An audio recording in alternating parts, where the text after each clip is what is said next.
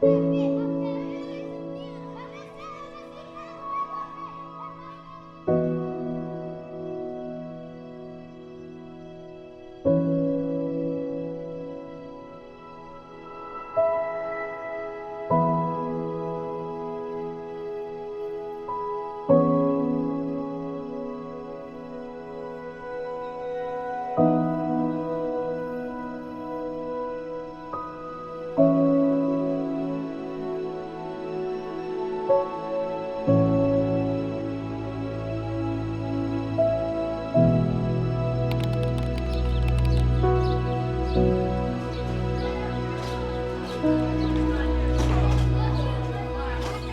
dos primeiros desafios foi estabelecer essa rotina, esse costume das medidas dos protocolos de segurança, né? Com o uso de máscara, álcool em gel, distanciamento. Então isso foi um grande desafio, porque por mais que todos são coletivos, eles precisam muito do toque, do abraço. Então foi um momento muito delicado, porque não podia ter toque, não podia ter abraço.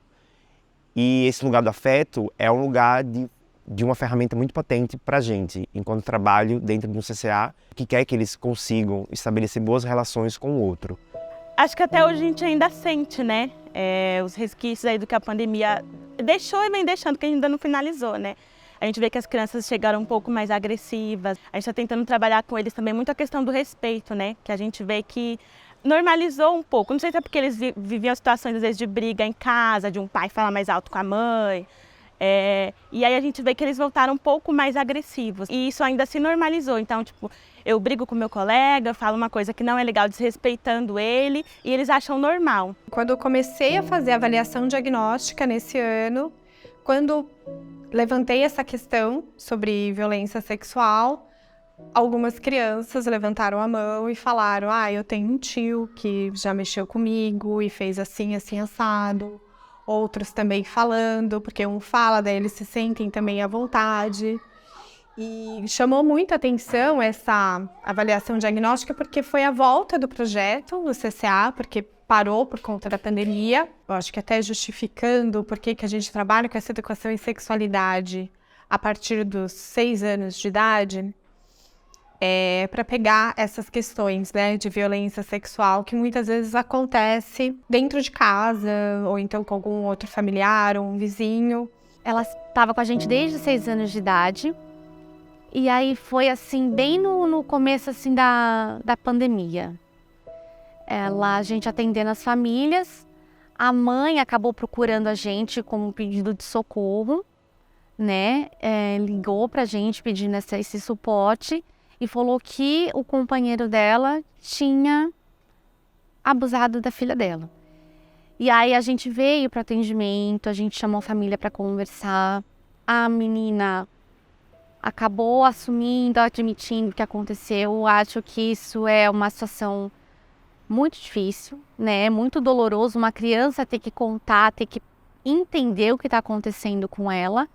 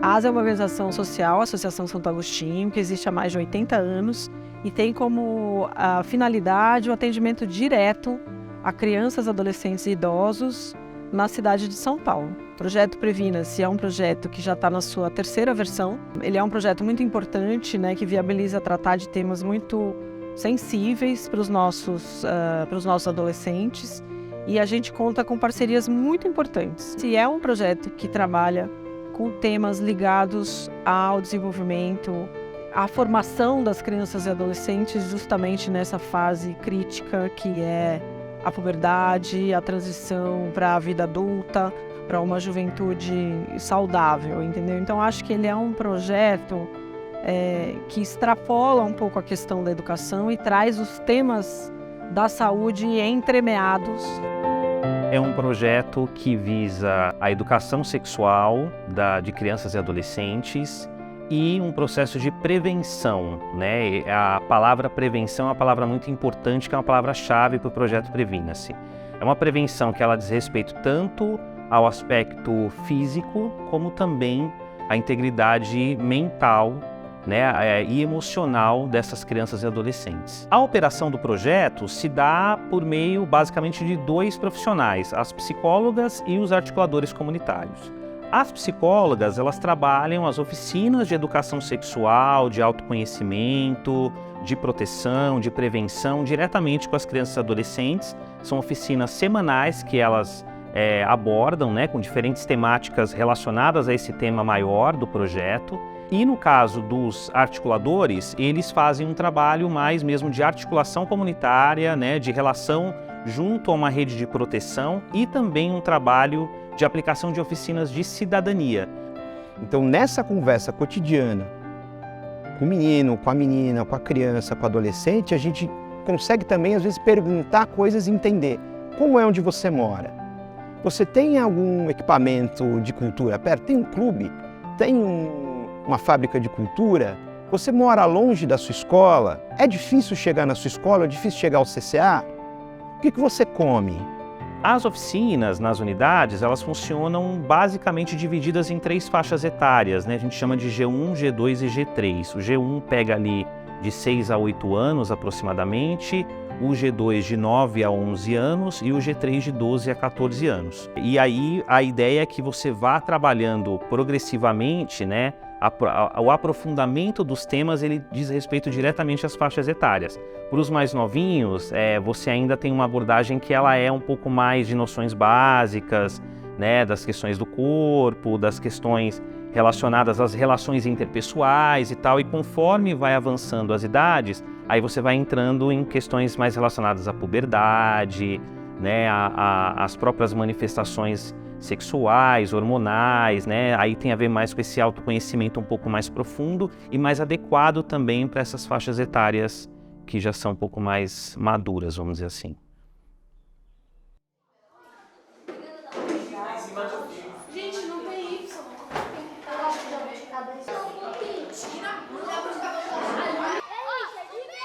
No ano de 2022 eu falava com a psicóloga, né? A gente conversava, batia um papo, tinha o André também, que é da cidadania, o professor de música, né, tocava alguns instrumentos, ensinava algumas músicas pra gente. A DEG ele ensina a gente mais disciplina, harmonia, aprender a trabalhar junto, se divertir, essas coisas. Eu gosto muito de conversar com a psicóloga, eu acho muito legal, assim, sabe? Elas são muito divertidas, eu gosto muito. Eu também. Ela pegou e falou assim, que quando que eu tiver com muita raiva, eu posso fazer várias coisas, assim, sabe? Tirar um tempo pra mim, ou pegar uma folha e riscar tudo que eu tô com raiva. Tipo, ela falou de um jeito, assim, sabe? Mas com um jeito de paciência, assim, sabe? Isso eu achei muito bonito da parte dela. Normalmente, as crianças e os adolescentes, o recurso da fala, ele é muito importante. Mas e se a criança não fala? Se o adolescente não fala, como é que você vai ajudá-lo? Mas talvez eles falem de outra maneira, com essa agressividade, com o bater, com o morder. Claro, não são todos, né, que, então isso é sinal de abuso sexual. Não. Por isso que é muito importante ser feita uma anamnese, que é uma entrevista, né? Você conversa com essa família, entende quem que tem acesso, quem que não tem acesso. Então a gente tem que manter sempre um olhar para quais as necessidades em geral, assim, de todas as crianças e adolescentes que a gente atende. Então a gente está olhando se a criança pequena que acabou de entrar, se ela sabe usar o banheiro e se limpar, se ela sabe usar talher, se ela está almoçando bem ou não, para a gente manter a família informada e pensando nesse desenvolvimento mais físico, assim, do organismo mesmo. Ao mesmo tempo que a gente tem que ficar prestando atenção em tudo que as crianças soltam para entender o contexto da família. E quando as crianças, tanto as crianças como as famílias vêm para este lugar, tem um momento de acolhida, sabe? Eles podem ser de fato quem eles têm vontade de ser, sem uma discriminação da comunidade, sem um julgamento. Eu trabalho o dia inteiro, então eu preciso de algo assim público e seguro para o meu filho. Então, como eu já conheço o projeto, assim, minha família, minhas tias, irmãs já participaram, sobrinhos, ficava, né? Então eu sei que sobre a alimentação, sobre a segurança, sobre o apoio pedagógico, o quanto é bom e fundamental para a criança, assim. Eu já tinha ido fazer reclamação que ela sofria bullying e a escola não tinha pulso firme para fazer o bullying parar. Aí aconteceu que um certo dia as crianças fecharam a porta, 2 ficaram na janela olhando, o outro segurava a porta, uma batia, a outra gravava, as outras jogou no Instagram e os outros curtiam. Fiquei desesperada, foi quando eu pedi apoio do CCA e a Priscila me instruiu passo a passo o que eu fazia. E com o tempo aconteceu umas situações na minha vida que eu precisei começar a passar pela psicóloga do CCA. Eles me deram um apoio e foi incrível. Comecei a conversar, comecei a me descobrir também, né? Foi como uma segunda família para mim, né? Me acolheu, me deu tudo o que eu precisava, me aconselhou quando eu precisei também, me ajudou bastante. A gente se conheceu, ainda ela era Cauã, né? E assim, peguei uma fase bem adolescente, se descobrindo, né? Naquela fase meio transitória entre criança e adolescente. E em momento algum a gente quis antecipar nada, então foi uma coisa muito de observação e vivendo juntos, conduzindo um pouco dessas relações, porque esse é um pouco do nosso papel também, né, de entender melhor como é que a gente pode fazer essa integração entre eles funcionar de uma maneira cada vez mais leve, sem preconceitos, de uma forma mais orgânica, mais fluida e com muito respeito. Então, foi muito de conhecer aos pouquinhos e entendendo. E aí a gente conversava entre a equipe, né? Como é que cada um estava percebendo, o que a gente poderia fazer para guiar, para ajudar, para auxiliar, tanto com o atendimento psicológico quanto com a família. E aí, aos pouquinhos foi vindo, ela foi contando, ela foi trazendo, ela foi desabrochando para a gente. E isso para a gente foi sendo cada vez um motivo de orgulho, porque a gente viu que estava sendo fortalecida, assim. Como ser humano, como mulher, como adolescente, como estava brilhando. E isso pra gente foi uma coisa que mexeu bastante, assim, trouxe pra gente uma sensação de afeto real, de humanidade mesmo. Bom, todo o processo de desenvolvimento integral de um sujeito, ele tem que passar necessariamente pela questão da preservação, né, da integridade, né, desse sujeito. E o aspecto da sua autodescoberta, da sexualidade, o aspecto mental, emocional, são questões fundamentais para esse desenvolvimento integral do sujeito. O Previna se proporciona muito isso, esse lugar de escuta para todo mundo. Eu acho que o Previna se ajuda a estabelecer esse lugar de uma forte ferramenta, uma boa parceria, né? Para fomentar o nosso trabalho enquanto orientador socioeducativo, mas não só enquanto orientador socioeducativo, mas eu acho que quanto o CCA como um todo. Ampliar esse olhar para o indivíduo, ampliar esse olhar para as crianças e adolescentes que nós atendemos. E eu percebia que ele era muito introspectivo, assim, uma criança que era muito na dele. E aí eu percebi que aqui ele está evoluindo, um degrauzinho por vez, mas com certeza bem melhor.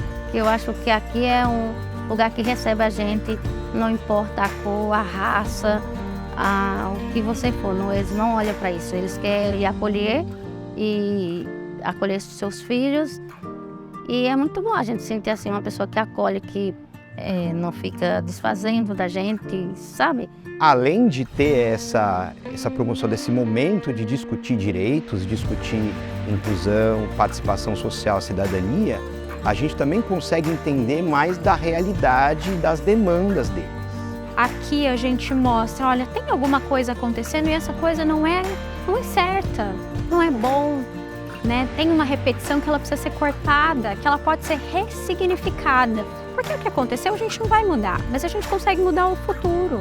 Tanto com as crianças, os adolescentes e também com os familiares, você também mostra que existe essa possibilidade dessa quebra e fazer o diferente. Existe a vida sem ser através dessas situações de violência ou então uma outra perspectiva, um outro projeto de vida. Através da linguagem que se usa no projeto, daquilo que é conversado, daquilo que é exposto e compartilhado, de conversa, de depoimentos entre os colegas, do que a própria psicóloga traz, talvez aquilo traga também para a criança perceber, dar uma autonomia para ela, o empoderamento de perceber que o corpo é dela, de que ela precisa ser respeitada. Você ter um projeto como Previna-se é efetivamente uma garantia de um bom funcionamento de uma política pública. Justamente nesse sentido de você poder oferecer para esses sujeitos a oportunidade de vida que muitas vezes as gerações anteriores a eles não tiveram e que agora finalmente eles podem ter, de fazer boas escolhas, de poderem ter mais voz, de poderem se proteger. Por isso que o Previna-se é um projeto altamente importante nesse contexto nosso dos CCAs.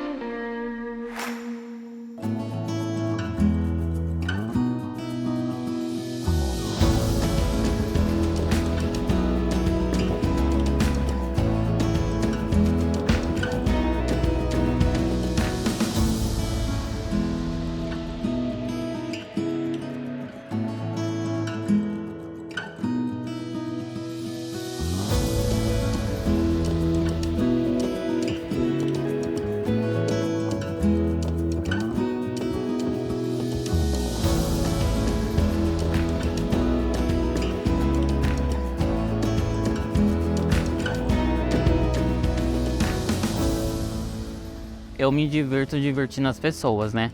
Eu sempre gosto de ver o sorriso estampado no rosto das pessoas. Então, sempre quando alguém tá triste, eu vou lá e ajudo. Eu quero ser uma grande veterinária, lido muito bem com os animais, né? E eu vou focar nisso. Meu sonho de vida é viver numa turnê de dança. É que tem um filme que eu me inspirei, Ela Dança, Eu Danço, que é um grupo que eles vivem batalhando em batalhas de dança. Eles competem, eles são tipo uma família que cuidam dos outros, só que não são parentes. Aí eu acho isso bem legal, você viver ganhando dinheiro, basicamente com a sua família e amigos. E você viver, você pode aproveitar com eles. Eu acho bem legal isso daí, eu me inspirei neles. Vamos ver se um dia eu chego lá. Meu sonho é ter um restaurante, né? Ter o meu restaurante, ter a minha vida, ter a minha casa, assim, são coisas assim que eu, tipo, quero muito ter quando que eu crescer. Mas muito mesmo. Imagina, tipo, restaurante da Amanda. Eu não sei exatamente o nome, mas ia ser incrível se eu tivesse um restaurante. Ia ser literalmente incrível mesmo.